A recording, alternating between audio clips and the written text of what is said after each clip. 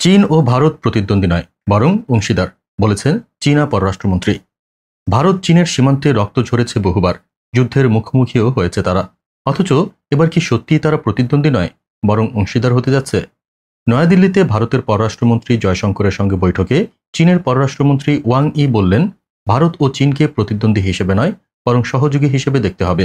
আর এজন্য দরকার সঠিক কৌশল আর বোঝাপড়া। এই বৈঠকে সীমান্ত, বাণিজ্য, মানুষে মানুষের যোগাযোগ থেকে শুরু করে অর্থনীতি সবই উঠে এসেছে আলোচনায়।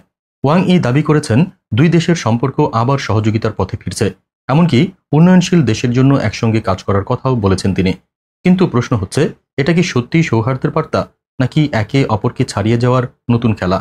কারণ বাস্তবতা হলো, সীমান্তে উত্তেজনা আজও থামেনি। ভারত চীন যদি সত্যিই এক হয়, তাহলে তা গোটা অঞ্চলের শক্তির ভারসাম্য বদলে দিতে পারে। কিন্তু ইতিহাস কি এত সহজে বদলায়, নাকি এর আড়ালে লুকিয়ে আছে অন্য কোনো পরিকল্পনা?